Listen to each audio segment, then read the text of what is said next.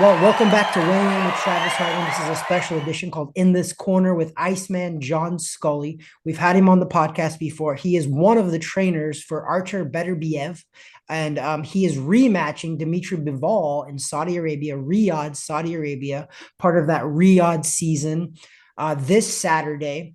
And thanks for staying up so late for us, John. I know that it's like 2, 3 a.m. over there, but I Yeah, appreciate having you back on, man. Thanks a lot for coming on.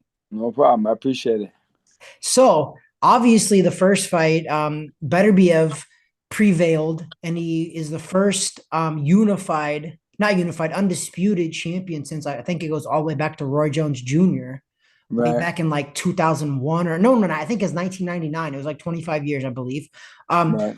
what I know that was a very competitive. It was a very close fight. I think it depended on how you scored it, what you preferred. I had Beterbiev winning, but I had him winning a very, very close decision. So going into this fight, did you guys really was there any major changes that you make at this level? I mean, you're undefeated, you haven't lost, you won the last fight, but you know Bivol is going to try to do something different, you would think, right, to win this Right. fight. Did your guys' training and preparation change any?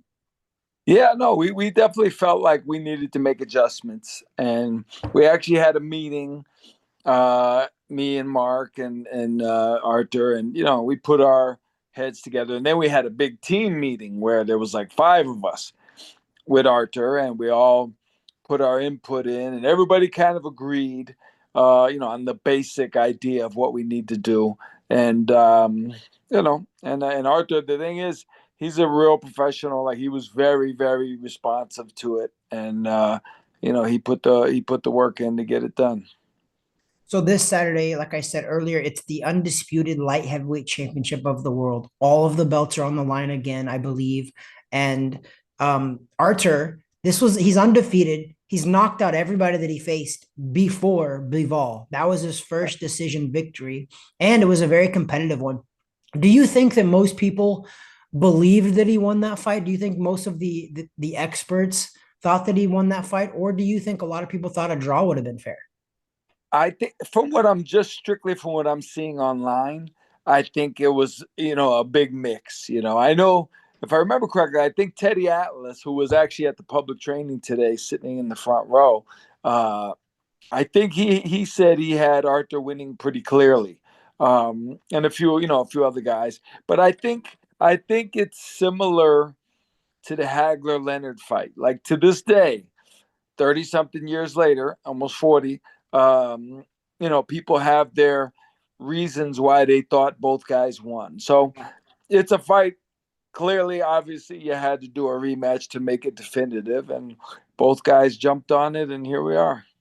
So the cool thing about this is this Turkish Al Sheikh has really been taking boxing by a storm. He's really paying, I feel like, these fighters to take these top fights. This card alone is pretty stacked.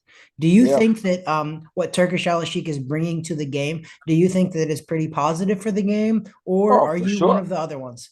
No, he's amazing. This guy, man, I was very, very skeptical when he first came in, and I'm like, who's this guy? Guy over in Saudi Arabia. He's over in the sand. What does he Yeah, know about boxing? And I'll tell you what really, the two things that got me on his side. One was when he said he wanted to buy all the promotional companies so that he could make everybody fight each other. I thought that was awesome, yeah. and he's got the money to do it. And I'm gonna tell you after I tell you one more thing. I'm gonna tell you a quick comparison to what I think that is like. But he also, the thing that really was cool with me, he bought Ring Magazine Yep. and he re-released it on newsstands, and the quality of the Love that. paper is like super. I don't know if you've seen the actual issue, but the paper is like better than any magazine I've ever seen in my life. And you understand as a fighter, and I assume it was the same way with you, but when I was an amateur and coming up as a pro, like you wanted to be in Ring Magazine, you wanted to be in Oh those yeah. results. They have the results section, and they go in detail of every fight in the whole world Mhm. in the small print. and they made you feel like you were a big time guy, even though you're only fighting 4 rounds. What do we Uh, call it? The Bible of boxing. I mean, it used right, to be that. right. So for him to do that was incredible. But I'll tell you, funny, some of your listeners, they'd have to be a little older. I don't know if you ever heard of a movie called Heaven Can Wait with Warren Beatty. You ever I heard of think that? so. I don't think Okay, so. it's an awesome movie. You should really watch. It's a cool movie. Okay. What it is I'll give you a quick scenario. He's a football player for the Los Angeles Rams. They're getting ready, hopefully, to go. They're almost at the Super Bowl, and he gets killed right before the game, and like a week or two or whatever. And when he gets to heaven, he finds out that they brought him up too early. They had a rookie on the job, and he didn't want him to go through getting hit by a truck, so he pulled him out too early. And it turns out he would have survived. So they had to send him back down to earth to take his body back. But the body got cremated, so they got to find somebody else. So he goes in the body of a billionaire, and Not but bad. he's himself. So he buys the Los Angeles Rams back, so that he can start. He said the only way I can play, nobody's gonna let me play quarterback, so Yeah. I'm gonna just buy the team. And they show the guy, the owner of the team, and one of his advisors, and he's like, "Sir, because the guy's devastated that he lost the team. He's Right. devastated that he lost the team. So the guy's like, what tactic did he use, sir? What tactic? How did he get the team from me?" And he goes, "Well, he offered me 200 million, and I said okay." And that was it. And that's what Turkey's doing. Guys Yeah. aren't sure they want to fight here, and then they see what the check is, and they're like, "All right, send me a ticket. I'm coming." And that's what it is. You know what? So I like that because what that tells me is that, and I've always said this, honest to God, this is what I really think is that I don't think any fighters are genuinely dodging other fighters. Right, I right. think because you know this as a former pro fighter yourself, same here. I wasn't 100%. scared to fight anybody.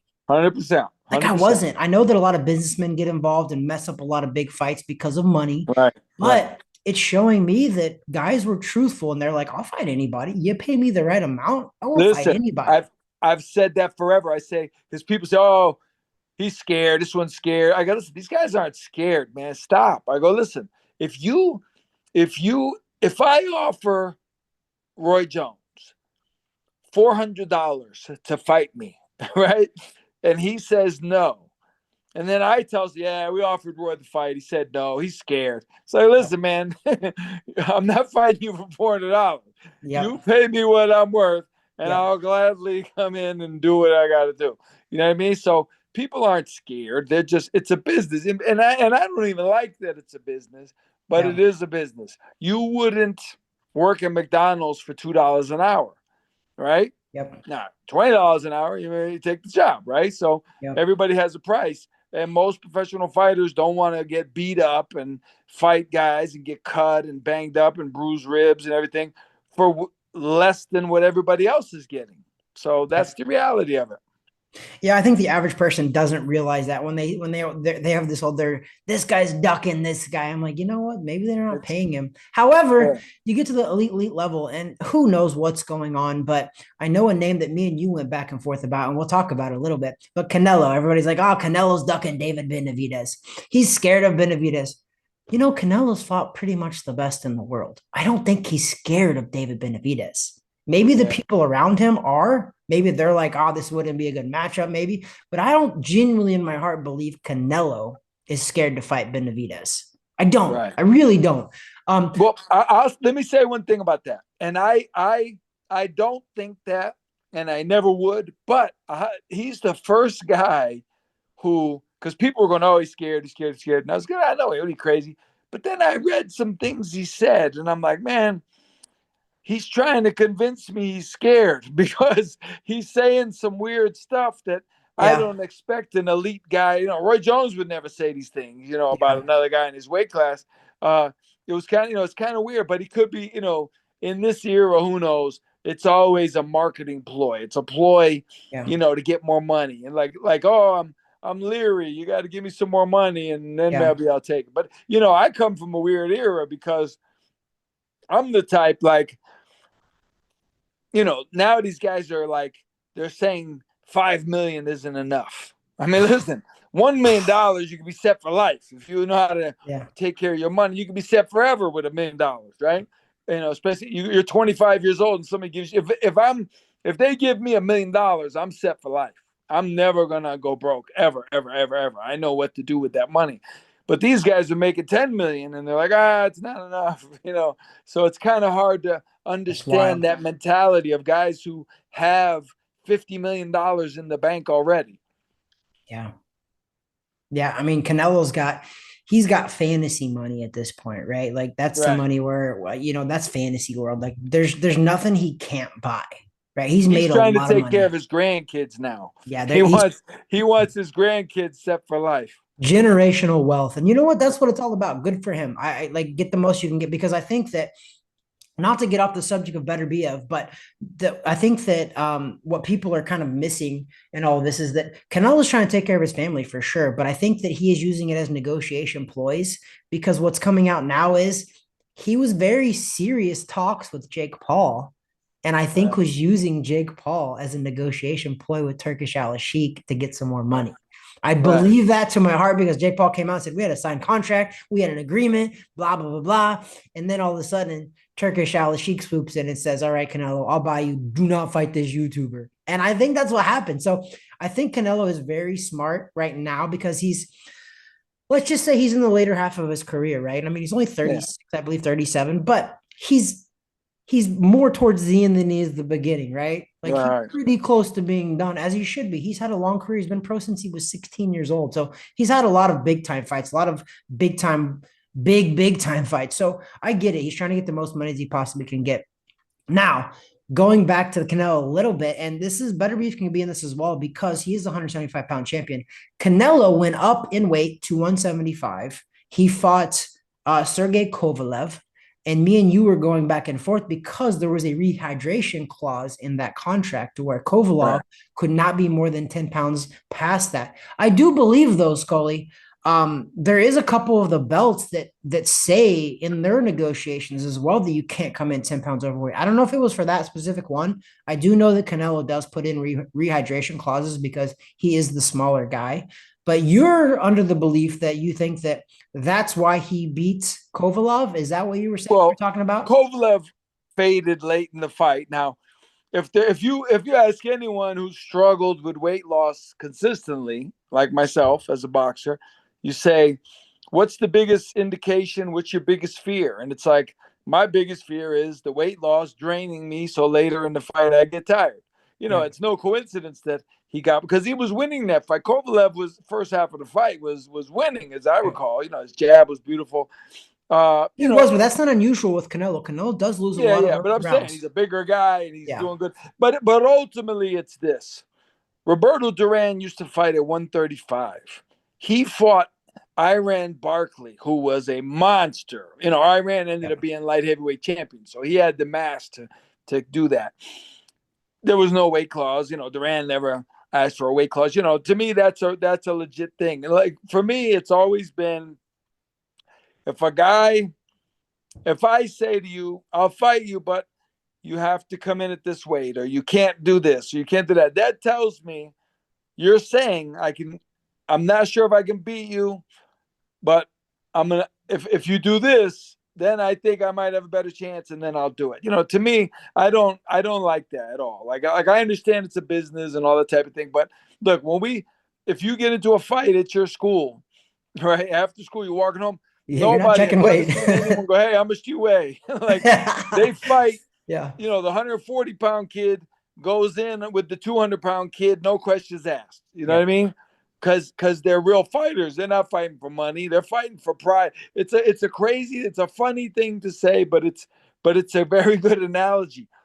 When you fight another kid in the 11th grade, that's all about the pride. Yep. You're not fighting for Yep. money. You're not fighting for the Yeah. title. You're fighting for pride. You don't want the other kids to know you got beat up, and you'll fight whoever it is. And I think now we're in the most business aspect era ever. And Yeah. Mayweather, Yeah. it's his fault. I'm gonna Okay. I'm That's where gonna blame Floyd. I think you're. I don't think you're wrong. That's why I want to swing back to that. So let me pose this to you. Back in the day, there was no rehydration stuff because they didn't even know they could do that, right?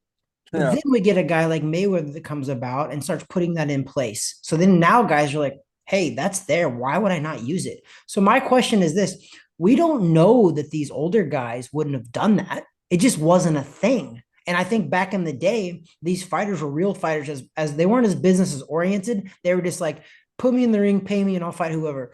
But I think now guys are more business oriented and they have guys around them that are being like, you know what? Maybe we can get a leg up on a guy because we can put a rehydration clause in there. We can do this now. I think that with the option nowadays, these guys are like, hey, Canelo's like, I call the shots. I'm the A side. Right. I But can't back in put the 80s, whatever Sugar you Ray have. did it. No, but Sugar Ray did it in the 80s. He did the weight clause. Did he? Yeah, he did it with Daniel Lalonde. So he could do that because he was the A side.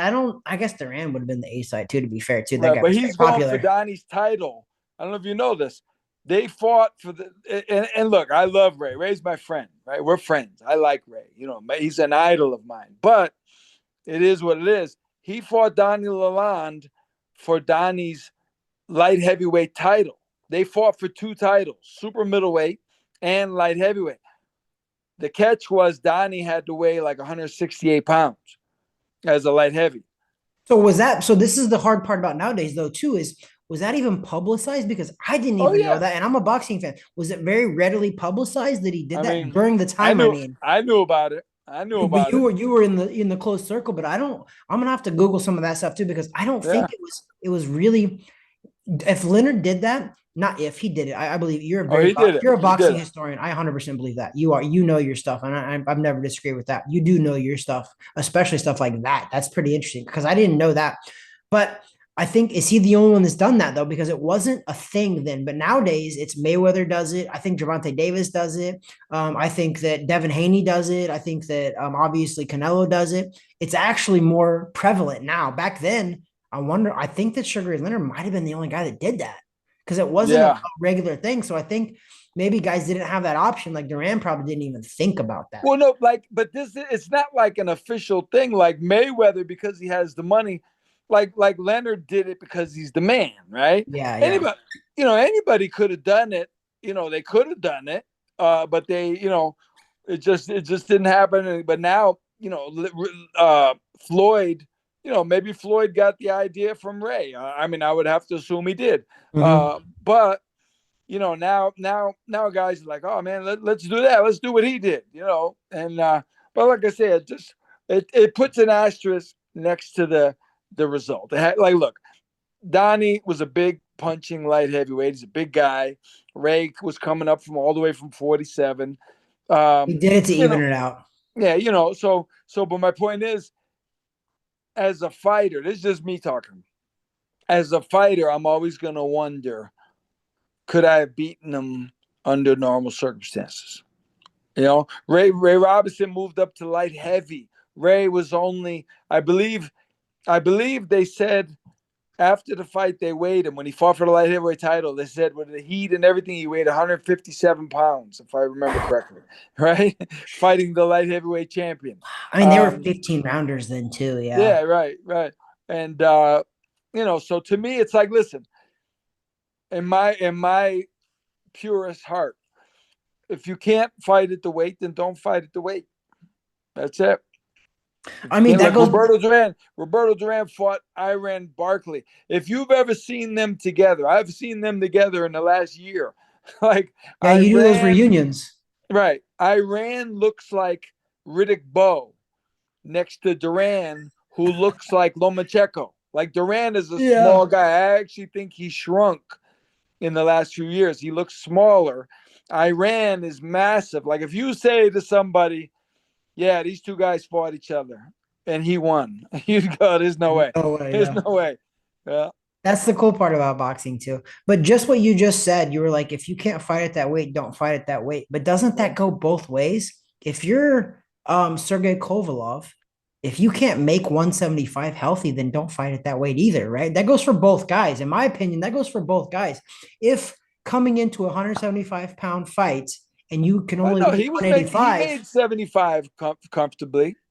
But that's why I don't. Then how does the rehydration clause, in my opinion, how does that handicap Kovalov? Because he got to come into the fight the night of the fight at 185. If you can't make 185 healthy, I don't think you Right. should be But fighting 175. if you're gonna make the weight, then and if you deplete yourself, especially if you deplete yourself, just the fluids alone On the are going to put depletion, weight you're back saying. on rapidly, Yeah. immediately. Then you want to eat, you want to stock up on the food, psychologically, you got 24 hours. I'm going to eat, I'm going to eat, I'm going to eat. In other words, psychologically, you don't once, and you know this as well as I do. Once you get off that scale, that's one of the happiest moments of a boxer's life is to get off the scale and have your friend hand you a Gatorade Yeah. so you can drink it immediately. You don't know what But being thirsty is until you do that. it's insane. But now they tell you, listen, the stress that you've been under for the last 6 weeks Yeah. making this weight, it's not normally it's over now. But Mhm. now you have to keep watching the scale because if you go over that weight, you're going to be in big trouble tomorrow. So now you're Mhm. going to bed and you're thinking, man, did I eat enough? But maybe, so the stress continues. It's supposed to be alleviated right there, and it's not. That's why they do it. More than the weight itself, it's to put that mentality so you can be stressed out for another 15 hours while he's over there eating whatever he wants and he's feeling great. So I got two things to that. First is I'm going to say something about Beterbiev, but the first is with that. If I'm the trainer of Sergey Kovalov, I signed the contract 6 to 8 weeks out to fight Canelo, and I know there's a rehydration clause. Nowadays, there's a smart way to get down to your weight. So that's why I disagree with you on that, But is because I think that he had so much time. The fact that if he had to kill himself to get to 175 in 8 weeks, I find that hard to believe. I find it very hard to believe. I'm not saying that you're wrong at all in what you're saying. You are right, but I just find it hard to believe that it was the weight that lost him that fight ultimately. And that's what you're saying. You're saying it depleted him so much he that he was got knocked out. I think he got he caught on the he was chin and got broken knocked out. down. It was a tough fight. He was broken down. The body shots, like I say, you'd have to agree with this. It didn't help him It wasn't psychologically an and physically. advantage, no. It didn't help him. It didn't help Kovalev. It did not help him. Now Because you're telling me a 6'1", 175, legit 175 world champion couldn't overpower a 5'7", 143 pounder, what he turned pro at. That's Canelo Alvarez, moving up to 175.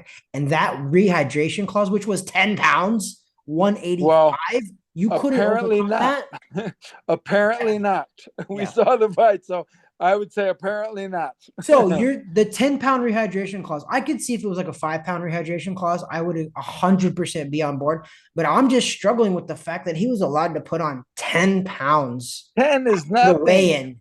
10's nothing for those guys. So Listen, that's why I'm I asking know you. That's my next question. I gained at light heavy in 2 days. I gained like 21 pounds I after the mean, weigh-in. Chavez Jr. is notorious. He did like 22 pounds one time on a HBO same day weigh-in, Right. which Because was the thing that's not is, healthy. right, but here's what it is. You're going by your body and your experience. Some guys, they just suck up the weight. If you remember, uh, I mean, there's been a million fights, but some guys just gain weight quickly. Arturo I Gatti fought was when notorious I for it too. fought Michael Nunn. I remember when I fought Michael Nunn, we were at the weigh-in, and I was like, he's not that big, like, because that's the first time I really saw him up close, and I'm like, he's not that big. And I remember Fight we night. got in the ring for the fight. We go to the center of the ring, and I'm thinking it in my head. And my trainer, we go back to the corner, and my trainer said to me, goes, he looks a little bigger than he did yesterday. So that's something that the average person doesn't realize. You're so right. I'm glad you pointed that because you're so right. Like I've had a couple of those fights where I stepped in the ring and guys were, I was like, mother effer, like I did a face off 24 hours ago. And this all boy looked normal. Listen, my trainer said to me, this is before the first bell. He goes, he looks a little bigger than he did yesterday. What you know that? How does that not mess with you a little bit? I mean, I kind of brushed it off because I was in the zone, but Mhm. I was almost laughing to myself because I was thinking the same thing. That's funny. You know you're on point with your trainer when you both have that same thought, though. Yeah, yeah, So for that was my sure. next question. I'm not trying to get you in any trouble though, is how big does Archer come into the fights then? The night of the fights. If he's 175, which he is, because he has to be because it's a world title, what does he come in? What is he comfortable usually at? You've been with him for what, 8+ years? So Yeah, you but would honestly, I've never seen them weigh him in the dressing room. I don't I honestly don't even know. I've you know not, what? but I know he comes to camp. He's only like 190, 191. He's not, he doesn't, like, I know Eric Harding. If you remember Eric Harding, the I former, do. Eric Harding used to go up to 220 from 175, where Arthur, I think, is like 191, 192, 190. But yeah, Eric used to get really big, So that's really big. not that bad. So you're telling me though, let's just put a crystal ball for Yeah, seeing the future. right, If Archer fought Canelo, and let's say Canelo puts in a rehydration clause of 10 pounds, right. Archer would be fine. At I would, 185, if he walks in at 191, 185 is not a stark difference. So I feel like right. Archer would be just as strong. And I'm only bringing that up because that's a fight that could happen because Bivol beat Canelo, right? So now if Archer beats Bivol again twice, I think that Beterbiev has got to be on the radar of a Canelo down the road. Why not? Yeah, Right? I That's would you. think You so. guys should want that, right? And I know you guys would because Archer fights everybody, but that's a blockbuster fight. That's a big money fight. So I think Right. that's why that's relevant to this conversation is that why would you guys not want to do that? And if they put a rehydration clause, wouldn't you guys accept that? Because 185 is not that bad. If he's coming into camp at 190, 191, 185, Archer would be strong as hell. Still. Right. Yeah, I would think so. But like I say, I mean, my thing, and I don't know because I don't deal with him like on the physical standpoint, the food and Yeah. stuff. I don't know. He has a guy who specifically is here for that. Um, but to put a guy, like I say, it's always a question. Like, you gotta check the scale. Like, oh man, did I go over? Did I gain too much? What's Yeah. going on here? And when you start messing around with the weight, it's tough. Like, I remember, I'm sure you have your horror stories, right? I have mine, but I have a fighter, and I can tell you who it is because he said it in print before, but like Jose Rivera, who was a junior middleweight WBA champion. I trained Jose Yeah. when we fought Tara Garcia. Now he was struggling to make the weight and all that kind of stuff. Um, Crazy thing. The morning of the weigh-in, my friend, our friend, was rooming with him in the room to keep an eye on him and stuff. He calls me at like 6 in the morning, the day of the fight. The day of the fight. And he says, man, you better come up here. You better come to the ring. What? So I get That's up not there real quick. good. They're like, he just passed out in the bathroom. He just Yep. fainted. Yep. And I'm like, man, and in my head, I'm like, man, I'm the trainer. Like, do I put a stop to this fight? But Yep. if you know Jose, number one, he's gonna hate my guts, and Yeah. number two, he's fighting anyway. Like, he's Yep. gonna fire me on With the or without spot. you. Yep. He's no, he would absolutely fire me. He's Yep. fighting, so now I got to put it in his head. So I said, man, let me keep quiet and hope for the best. But I know Jose's in great shape, and that ended up being the best performance of his career. Like, he won the title. He knocked Garcia down 5 times, won the decision, big time. But He now if passed we out from the told him, weight cut. From the weight cut. yeah, that's what I'm saying. Like, enough, we told Yeah. him you can't gain more than 10 pounds Would have messed with him after more. fainting this morning. There's no way I could tell him that. Yeah. Yeah. I mean, listen, I think that I mean, I don't know how you fix that either, but I mean, if you fix that, how do you fix that? How do you fix not having a rehydration clause? I Is mean, you have to I make would people think fight at their weight. same day weigh-in would solve that. Yeah, I mean, so you know what? I'm actually not against that because I remember funny story actually, when I fought Terrence Crawford, I fought him in Philadelphia, York, Pennsylvania. Right. I had a Pennsylvania had same same day day weigh weigh-in. in, Right. and you know Greg what? Serb. Yep. I'm not really, I wasn't a big fan of this guy. Yeah. But he did some shit. He did some really crappy stuff to me. And it came out later. And I Yeah. can talk about that later. I've talked about it with Crawford actually later on. But Serb did some shady stuff to me. He was a little bit of a shady character. I like him a Hmm. little bit now. But yeah, I think you're right. I think same day weigh-ins. I think that is the only fix, unless you want to start doing that like BMI stuff where you're not allowed to fight more than what you're walking around at, or your body mass index. You start doing percentages, then you start getting super scientific. So maybe that's not the That'd be too answer. much. Too many Yeah, fights would get canceled, and because we can't you know, afford stuff like that. I mean, but some of the right. smaller shows you can't afford that stuff. So I think you're right. I think that in the amateurs, I don't know when I fought in nationals. I had to wait at like 6 a.m. at the National Silver Gloves, and sometimes you could fight at the first session, which is 11 a.m. Listen, I got that beat. Massachusetts, which I love the guys. You know, Massachusetts is my right next to me in Connecticut, but they've done some stuff over the years. You could write a book on Massachusetts commissions, and they've done some crazy stuff. And I'll tell you what, I remember fighting a couple times as a pro, and this is when I had like 20 something fights. They would do the weigh in at 5 in the afternoon on the day of the fight. So That's you weigh dangerous. in at 5 and the show starts at 7. And if you're the first, second fight, you're it was that was pretty crazy. Ooh, Yeah. that's rough. I mean, but you know Yeah, what? If you think about being rough, you're like, you know what? You gotta fight at what you weigh then. right. Right? If you're Well, well, sucking down, you're gonna hurt yourself. well, I'll tell you what, tell you a quick story. What happened to me that actually, if you look at my fight with Art Bayless in 1994, Okay.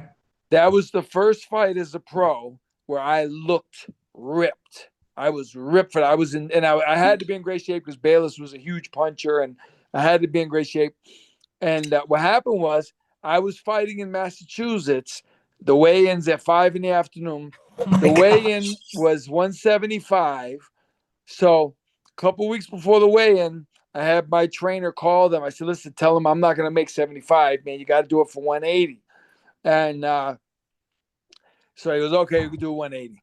I come in at 184, and the other guy was a little big too, so they let it go, and I won, but I didn't look great. You know, I won. I definitely won, but I didn't look spectacular. You know, I didn't feel good, and I went to a nutritionist the very next day, and I told him, I said, "Listen, I'm going to be fighting really good people at 175. You think? If you don't help me get down and weight properly, I'm going to have to retire because there's no way." I said, "I don't know what I'm doing." And I'm like most fighters, Yep. I don't know what I'm doing. Yep. Right. Yep. And I'll tell you what he did. He put me on 6 small meals a day. And I remember telling him, I go, "Listen, man, what are you crazy? Like, I'll weigh 400 pounds." Yeah, He you're like, that's goes, a lot. "Trust me, just 6 smaller meals. I promise you." Exactly 8 weeks later, I came in at 175. I was so ripped that one of my friends who hadn't seen me for a long time, he ran across the room at the weigh in. He's like, "Yo, what happened to you?" And I'm like, "What?" He goes, "Man, you're ripped. I never seen you ripped before." I said, "Oh, I've been eating 5 meals a day." And I kept that up. And I fought 8 weeks after that. And that was physically the best. I love looking at the fight pictures because I look so ripped and everything. 5 small meals a day I was eating, and my weight, I got down. I was a light heavyweight. I got down to 166 training for the fight, and I had to gain weight so that I could fight light heavyweight. So you're not helping your case right now. You're proving my point with Kovalov right now. Kovalov at eight Took me, weeks. yeah, but it took me 16 weeks to do this. But I'm saying what you understand is everybody's different. True, I, true. I, That's very I, true. Artur Beterbiev is a big guy. but he only goes up to 191. Eric Harding, who used to fight at super middleweight, would go to like 222 pounds as a light heavyweight. When he fought Roy Jones, he had to come down from like 225 so he could fight Roy at 175. I mean, that's not healthy. I mean, remember guys like Ricky Hatton, he used to call himself Ricky Fat, and he fought at 140, but he would get up to like Yeah, 185, 190 right. in between That's fights. what I'm And he was saying. 5'6". Everybody's different. So you get the Yeah. wrong guy who just can't just blows up, and you're going to get somebody killed. Like you mess around with the weight, Yeah. you're going to get somebody killed. I mean, so that's I think you're right. I mean, do you think that like I mean, obviously there's nobody gonna push for this, but I think same day fucking weigh-ins are probably right. Yeah. If you I want to mean, if you want to eliminate the rehydration clauses and be like, you know what, rehydration clauses are non-existent now, but we do same day weigh-ins. and look, I hated weighing in on the same day, Same, I but did too. I but did it too. but it forced you to do what you had to do Yeah, to get ready. The day before is a cushion. it is. I think it's too much. I think it gives us all too much because I think you're right. I think we do it the wrong, not all everybody, but I think that growing up, I think the normal thing was kill yourself because you know you got Yeah, 24 hours to people, rehydrate, you right? you know that. Look, you understand completely. Uh, it's called professional boxing, right? So you would think everybody in it is a professional. Like you say, professional trainer. Well, I have news for people. A Yeah, professional trainer in boxing is not the same as a professional trainer in the NFL. It's two agreed. different worlds. I know Yep. guys, I always tell this story. I got a kid, a friend of mine, into a fight as one of the trainers, even though he had never been in a gym in his life, Yep. because the price of the trainer's license was cheaper than the ticket to the I know fight. exactly what you're saying because I did I it said, too. listen, man, you're going to spend 50 to get into the fight. I said, you could spend 25 and I'll tell him you're working the corner with me Yep. and you could sit in the front. And obviously I didn't let him work the corner, Yeah, but he yeah. was in the dressing room. He had his little Yep. tag. He didn't know what was going on. So you're 100% right. And that's honestly, that's probably, this is multi-leveled here is I think that you're right. I did that once at Madison Square Garden. I fought at Madison Square Garden, got my ass kicked, but I fought at Madison Square Garden and I got my uncle in as a chief second. Okay. Never boxed a And day in his nobody, life. all they ask Never. you is what your address is. And That's that's all they wanted. exactly right. That's all You they if wanted you to pay know. the fee, you actually can get licensed, right? That's a problem if you want to be honest. But Yeah, man. guys like Yeah. me and you, we deserve to be there. We earned to be there. We know what we're doing. But there's guys, and that's probably where I hope Turkish Al Sheikh can like change that game a little bit because it's gonna be hard because he does the big level. This is what we're talking about, the smaller level venues and the smaller level fights. Anybody can do it. But Right. also for me, I feel like guys like me and you, we got to crack down on that because I see a lot of dudes that honestly, we did that knowing that like my uncle was not going to do anything, right? He wasn't my Right. Right. trainer. He Right. was doing Yeah. Yeah. nothing. Yeah. You Yeah. know that, Yeah. right? But we have guys like that That actually are run in the corner. corners who's the They're in the chief corner. second. I've seen that and I'm like, we're lucky people aren't dead because of guys like that. Because those guys don't Right. understand when to stop fights either because the guy's getting Right. hurt, right? So like Right. that's scary. That's where I don't like one person being the head of everything, but also maybe we kind of need that one person commissioner essentially. NFL's got a commissioner. The NBA has a commissioner. The MLB has a commissioner. They have a boss essentially, right? Boxing, Right. when I try to talk when I try to explain to people how professional boxing Yeah. is, can you even explain to people what a No. professional boxer actually is? Can I explain? Let me tell you something.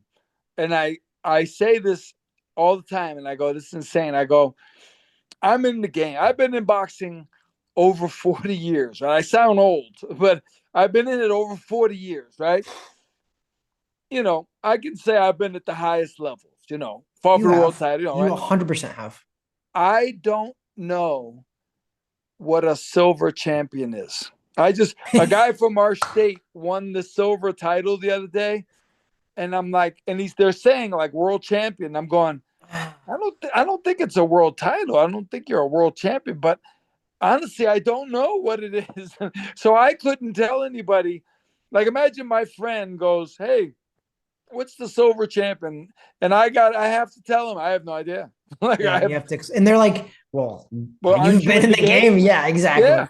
Like that would be like somebody that works for the Yankees not knowing what a designated hitter is. You know what I mean? Like it's Or bizarre. not knowing who's the World Series champ, Right. Yeah, exactly. That's even better. Right. right? It's like Yeah. Yeah. NBA, who is the champ? NFL, who's the Super Bowl champ? If Right. you asked a boxer that, I'm like, I I take a I deep saw a breath. thing.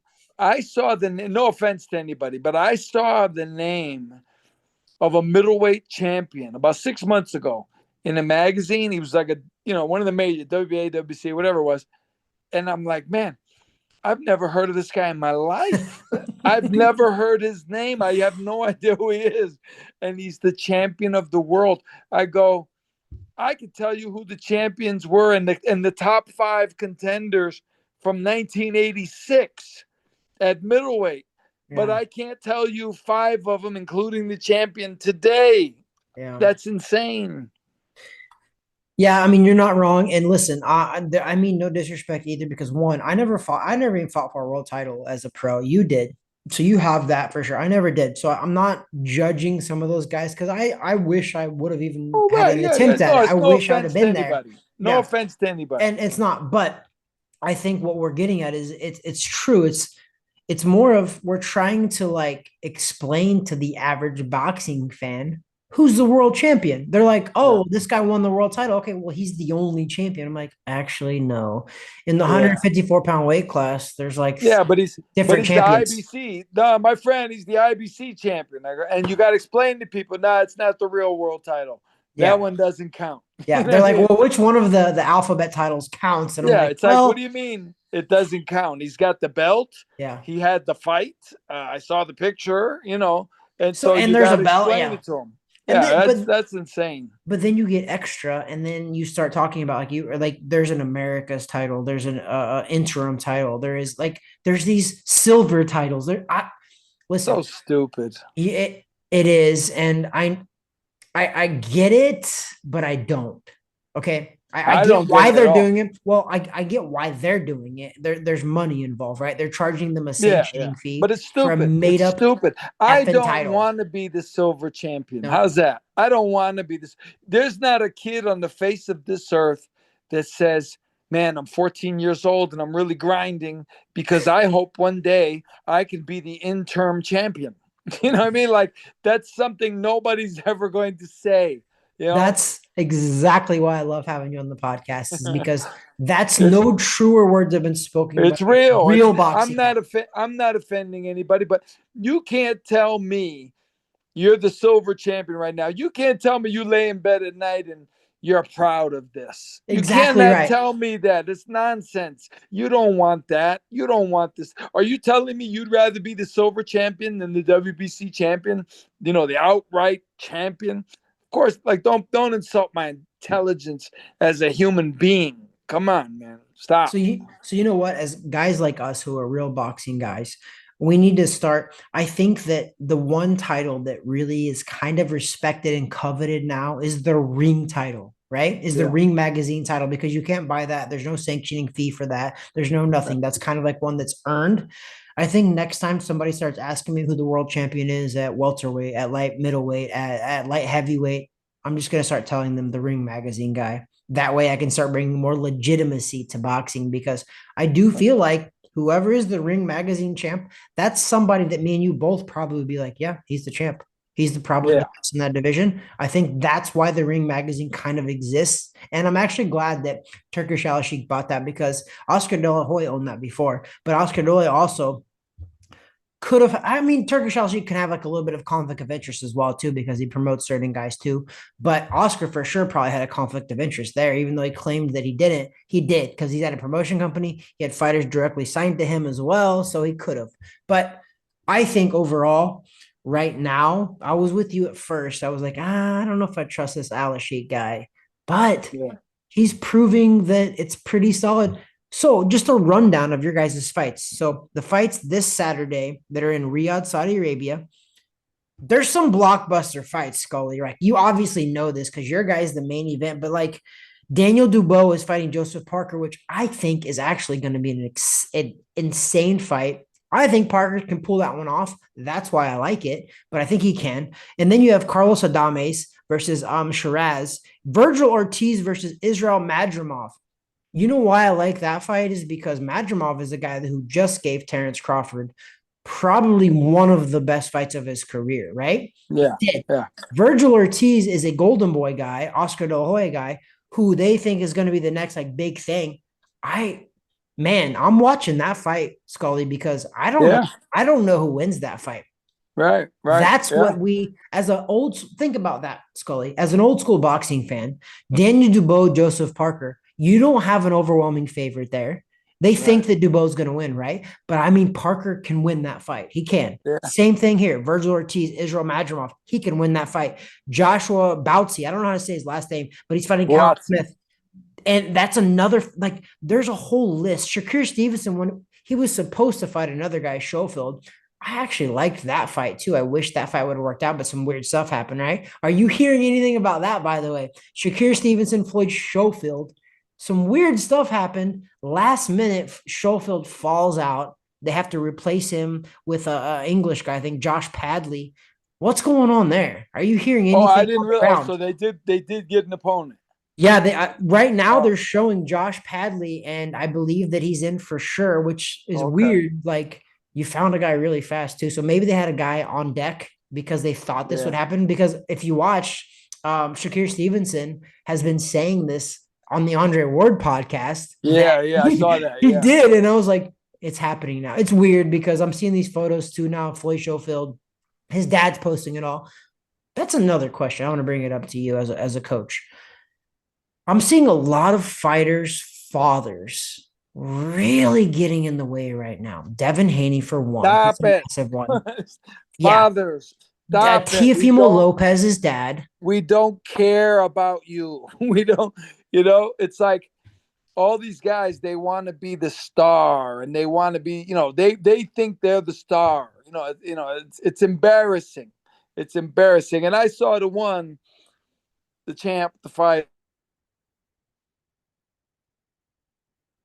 Oh, hold on, Scully. I don't hear anything. It's muted. Nope, it's still muted. I can't hear nothing. No sound. Someone might try to call it a muted it, maybe. Nope, no sound. Not that. There we go. Yep, I got you now. Okay.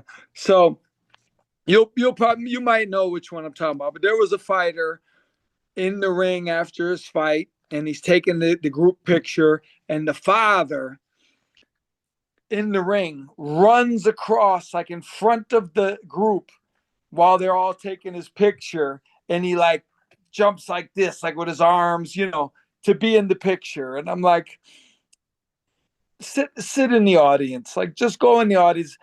It's a historical thing. Like the fathers are always 99.9% times the fathers are a problem. And when they talk about their son, the fighter, you can always see the father coming out of them, as opposed, you never see a father critical. The only one I ever saw who was critical, but I don't think he was good for his son, was Joe Frazier with Marvis.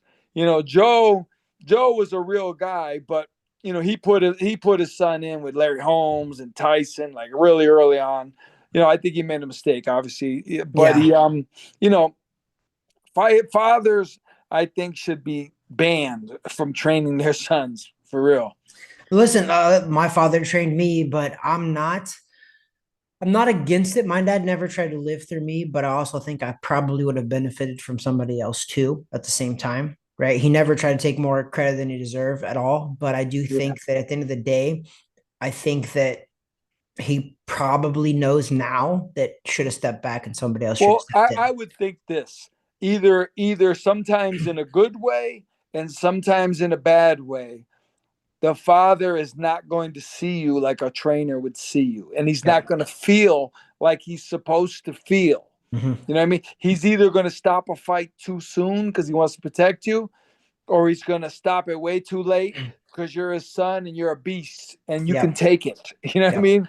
So So, you're 100% right. I remember I fought Keith Thurman on yeah. ESPN, and he knew I took the fight on 5 days notice. So my dad knew going in, obviously, and he stopped the fight super early. I was on my feet, I was on the ropes. It was nothing big at all either. I wasn't mad at him either for stopping because I knew why he stopped it, and he was not wrong for stopping it.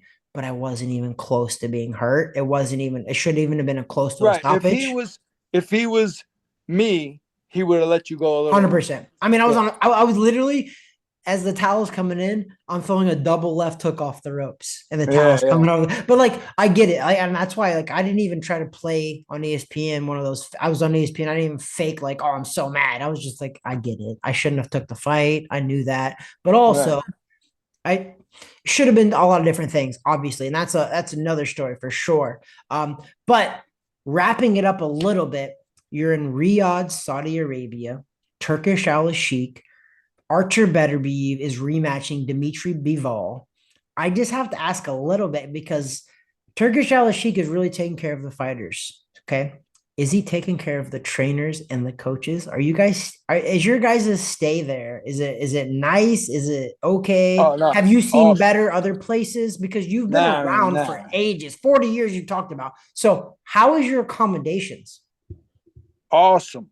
Listen, every day at 5 o'clock in the lobby, they bring out a huge table with chocolates all over it, all different kinds of chocolates and cakes and pudding and truffles, and it's just free. It's just free for everybody, you know. And they have a restaurant on the second floor that we all eat at. It's like a buffet style, but it's high level stuff. And everybody's. I'm in there yesterday, and Buddy McGirt was there. Virgil Hunter was there. You know, everybody's in there and just hanging out. And no, I both times here, it's high level. They have SUVs for us with Arthur's picture on the side, and they take us wherever we want to go, whatever we need to do. They take us, and yeah, no, it's a high. It's when you say first class operation, it's first class. So I know that this isn't talked about a lot, but Artur Beterbiev is 39 years old too, right? Yeah, I was talking about Canelo's 36, 37 on the latter half of his career. That has to be equally Beterbiev, right? Like I think he's getting to that point where he's more towards the end of his career than the beginning.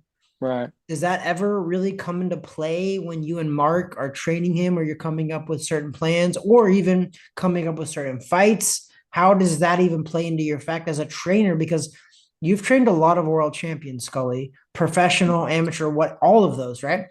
Does that ever come into play in your thought process when you're training somebody like, oh my God, this guy's 39 years old? Like, what can I do with him that maybe I could do with a 20-year-old, but he's Right. 39? I think honestly, under normal circumstances, it would be an issue. Like you'd be like, well, we got to adjust things, and I remember a guy, and I won't say who it is, but I remember a guy, champion, very famous champion, and I remember he was having his last fight, and I always, I sparred with him a bunch of times, so I wanted to spar for the last fight, and they didn't call me. And I remember I called them and I said, "Hey man, what's going on? Like, let's go. I'm ready. I'm ready." They go, it's his last fight. We're not gonna have hard sparring.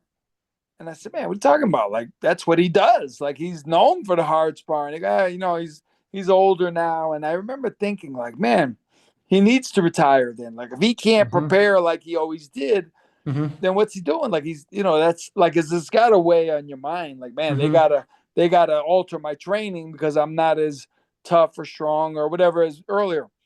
With Arthur, though, for me, it never even crosses my mind because he's such a monster. And actually, his strength coach, who's 75 years old, but he's a monster himself. Like him and Arthur, I think I told you before, him and Arthur play handball against each other, and he beats Arthur in handball. Like they go back and forth against each other. It's like a That's rivalry. awesome. This guy is unbelievable.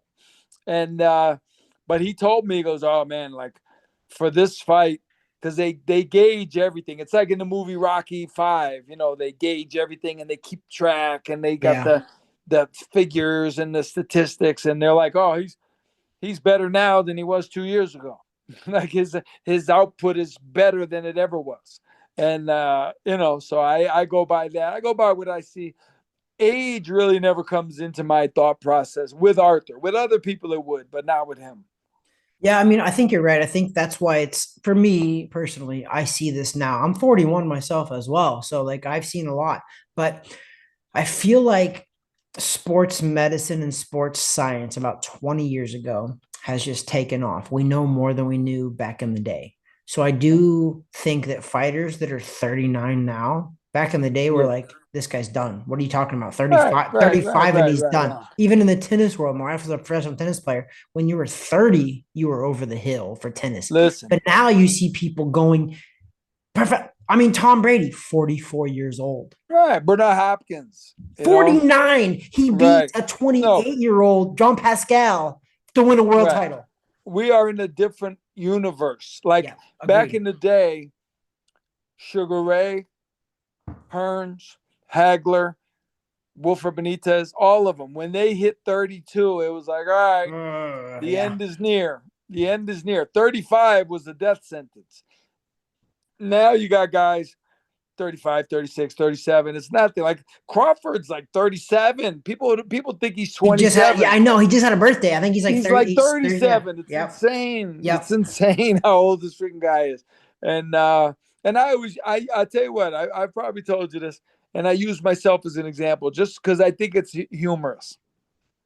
When I mean now, I've boxed with guys, sparred in the gym with guys that are, you know, good amateurs, golden glove champions, you know, the whole nine, right? Yep. Pros who were in their 20s and I'm in my 50s. And I'm How old getting are them. you right now? How old are you right now? I'm 57. And at 55, I was getting these guys tight. And I'm telling them, I go, listen, man, I know you're 23 years old, but if we do 10 rounds, I promise you, you're going to be in huge trouble. You're going Come to be in late. huge trouble in the last 3 rounds. And they laugh, but you know, it's real. But my Yep. point is, here's my point. When I was 25 years old, there was no one in America, I don't care who you're talking about, at 57 years old was going to spar with me and compete at all. You know, I Mm-hmm. sparred with guys when I was 17 and then again when I was, you know, 30, right? And at 17 it was war. Like these guys were, I looked up to these guys, right? And Mm-hmm. then I sparred them years later when they were 34, 35, Different. and it was like, man, I don't want to hurt this guy. Like I don't, you know. But now you have guys, older guys, and they're I've seen 35, 38, 40-year-old guys smash young guys. I saw a guy, I'll Yep. tell you a good one. What's the kid from Philly? Ennis, Yep. Boots John Ennis. Ennis. Yep. I saw a video of his father. His father was 61 years old. It's probably on YouTube.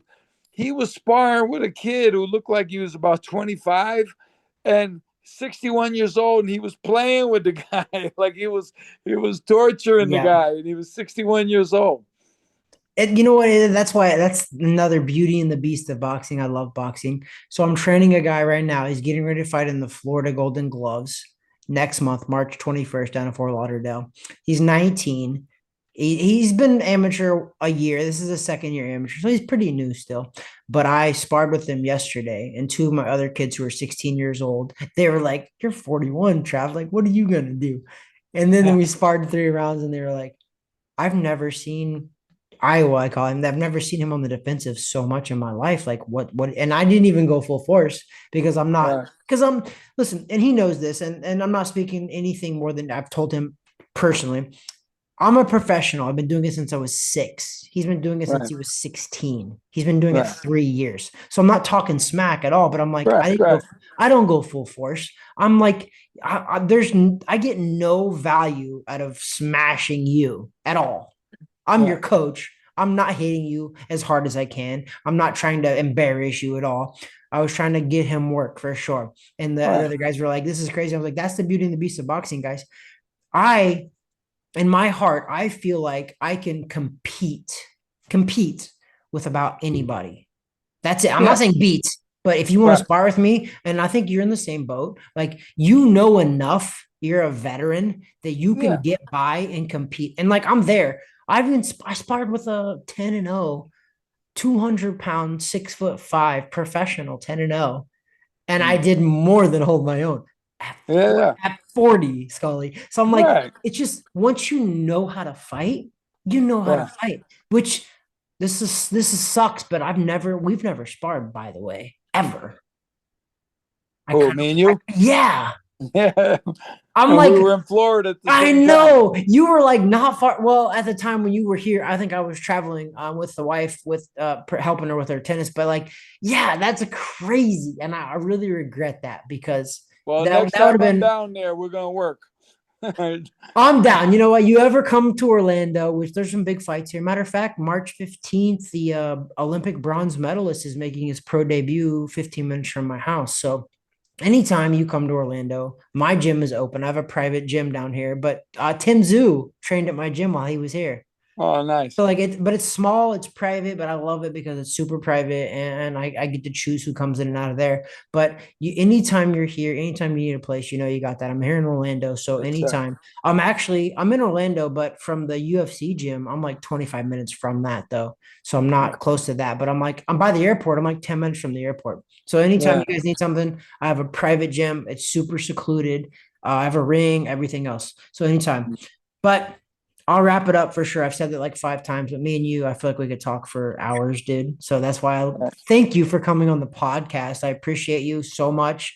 I know that Oh, you're yeah. there with Artur. I know that you guys just trained. It's like what 3, 4 a.m. your time in Riyadh, Saudi Arabia. Yeah, yeah, something like that. It's 8:30 my time. So this is easy for me. So I appreciate you taking this time.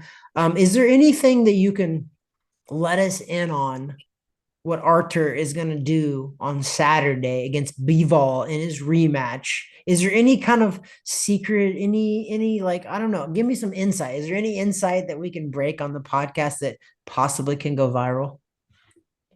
What do you got No, for me? Nothing. none at all. It's all a surprise. I love it. I'm tuning in regardless, and I really hope everybody else tunes in because these are Yeah, the sure. fights that I think Artur Beterbiev and Dmitry Bivol are guys that honestly, if you walk down the street, the average person wouldn't know who it is, Right. but they should. Yeah, And yeah, I yeah. hope that something that Turkish Al is bringing to the game is stuff like that, because those guys are hard nosed guys. Even though I know he's your opponent, Bival, the guy's a hard worker. The guy Yeah, always yeah. works his butt off, and that's what Yeah. like those are the guys that I think should be showcased more. And that's what I think that Turkish Al is bringing to the game. Who cares about the social media sensations? I want to see very good boxers, hard nosed boxers, guys that train their butt off and go into battle and will literally you have to carry them out on a stretcher before they'll quit. And I think you have that in Bivol and Beterbiev. And I think that it's not just a stretcher, it's that they're very talented at the same time. They're not just Yeah. guys that are going there and take a beating. They're very talented too. So that's where like I love what you are part of. You're part of that Beterbiev. You're part of the Bivol rematch. But also, I think you bring a lot to Bivol or to Beterbiev's camp where you've been a pro. You've been in the game for 40 plus years. I didn't realize you were in your 50s, Scully. I mean, that puts age on me too because I'm 41. And I remember you when Right, right, right. I was 13 years old. So like that's holy crap. What a full circle that this world has become. It's For pretty sure. cool. For But sure. But again, thank you so much for coming on the podcast, weighing in with Travis Hartman. I appreciate you so much. I know that this one is not going to break off because it's been recording the whole time. I'm not going to lose all of the footage. Last time, the only footage that I end up posting was the Jake Paul footage that we're talking about. Jake Paul. Okay, I'm okay. so mad about that because we talked about so much good stuff, but we got all of this. So I appreciate you coming on the podcast. I would love to have you in person here one day. So hopefully, I know that Beterbiev is not going to fight in Orlando, Florida. So that's fine. I get it. But if you're ever here for whatever reason, you got to come do Well, one in my person. wife's family is in Orlando. So, there's a chance we could come down there and see some family. So yeah, don't be surprised if I'm there at some point.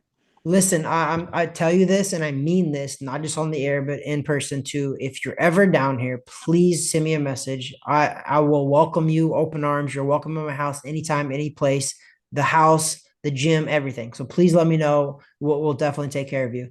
Again, I thank you so appreciate it. much for taking your Thanks. time, Scully. We're gonna try to Yeah. get this posted in the next couple of days, but do you have anything to leave us with at all? Like you got anything? How's Beterbiev? How is he feeling? How is the camp? How's Mark feeling? How are you Um, guys feeling going into this? Because I know that there's a possibility. Turkish Al Sheikh has said that he would love a trilogy. So, do you think that if this fight is close, that it's going to go to Bivol to set up a trilogy?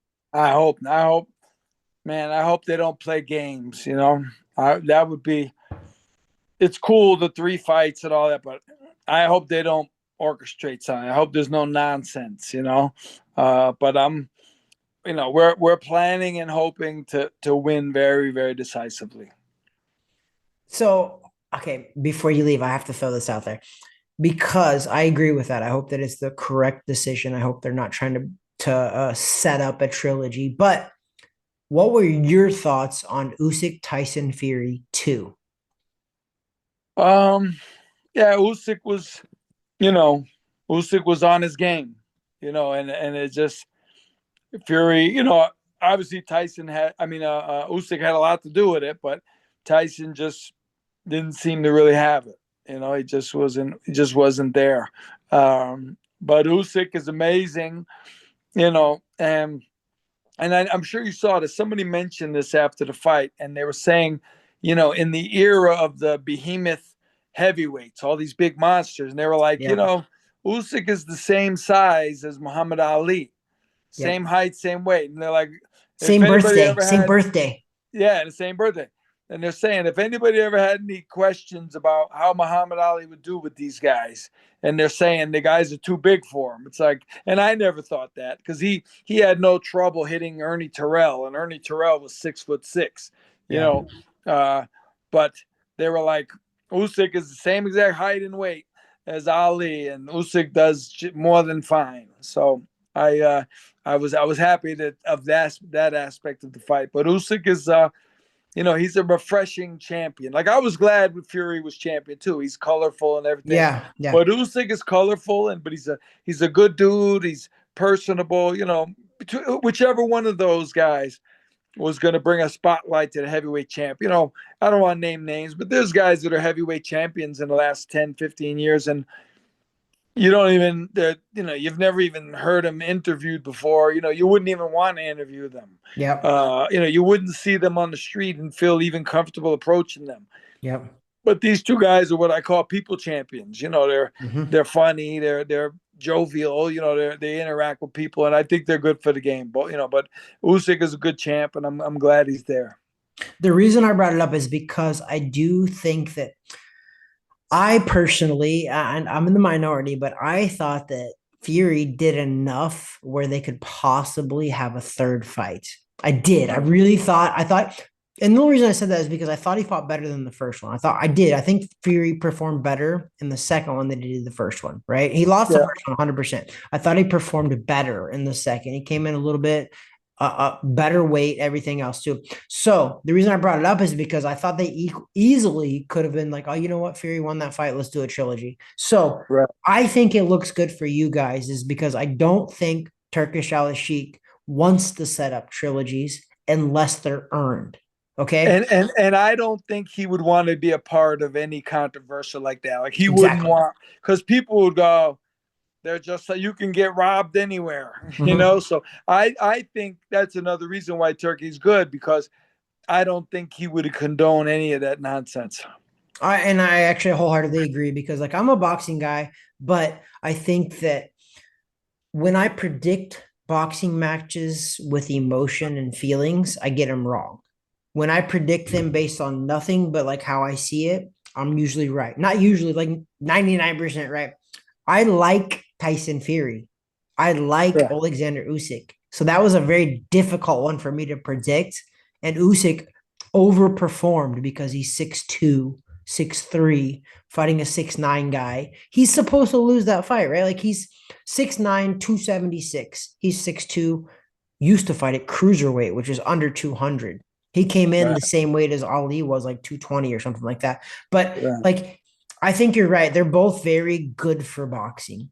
Whether Yeah. Usyk won or Fury won, Fury might actually be a little better for boxing because he's super like he's out there. Like he's out there, like and not in a negative way, but he's out there for sure. Right. Usyk is Yeah. a nice guy, but I think the translation and the culture changes that a little bit. People can't relate to him as easily because he Right. doesn't know English that well, which also comes into play with Canelo because I think a lot can get lost in translation with Canelo because he's kind of just learning English a little bit. But does Beterbiev, does he struggle with his English very much?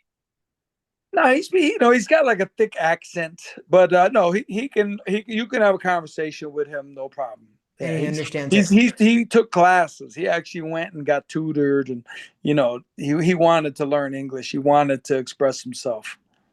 So we touched on it a little bit, but to end the podcast here, so Beterbiev, let's just say you can do this because you're a trainer, but let's just say Beterbiev wins.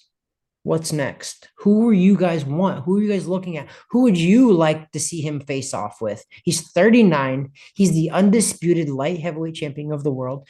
In all realistic people's thoughts, he's the only light heavyweight champion in the world. Right, right. I would assume that the cry would be Benavides. I would assume that's what the next step would be. That's what, Mm-hmm. as far as the fans and the general public, what would they want? Mm-hmm. That would be the talk. So that's what I would assume. Do you like that matchup? Yeah, yeah, very much so, I very mean, it's much. hard to dislike any matchup versus Beterbiev because this guy's what Yeah, 20, I 21 and think 0. I think Benavides, his strengths like complement us. Like we his strengths are good for us. You know what I mean? He comes, he brings it, all that kind of, he's not gonna run and box and get on his toes. Him being the monster, he's gonna have to show that he's the monster, but Arthur's a monster. Like at light heavy, Yeah. if you're gonna say who's the monster, I mean Arthur's the monster for sure. You don't the reach of Benavides doesn't bother you much though, because I know he's the monster, No. but that reach is definitely more than Beterbiev. Right. But he doesn't, it's not like he stays out like Yeah, Larry exactly. Holmes pumping Yeah, from the outside. that's fair. So he doesn't really utilize it. And I don't think it's in his nature to want to do that. Right on. Well, Scully, I think I've taken up enough of your time. I appreciate you coming on the podcast for the Yes, second sir. time. I would love to have you on as many times as you will come on. But thank you so much again for coming on. We wish you guys the best with Beterbiev against Bivol in the rematch. I don't want to see a trilogy unless it makes sense. If somehow Bivol comes out here and just dominates, then yes, I do. But otherwise, no, I'm with you. I don't want to see a trilogy unless it's earned. And I genuinely pray and hope that Turkish Al Sheikh is the same way and the judges are too, because we don't want to see a trilogy if it's not earned. Because back in Right. the day, trilogies were earned, right? There was Yeah. no like controversy. They were earned. So I hope we get that. And again, thank you so much for coming on the podcast, Scully, who is the assistant trainer of Beterbiev for 8+ years now. And he's rematching Beterbiev, or Beterbiev is rematching Bivol in Riyadh, Saudi Arabia, part of Riyadh season, Turkish Al Sheikh. Scully, thank you so much, brother. My man. I appreciate it. Thank you.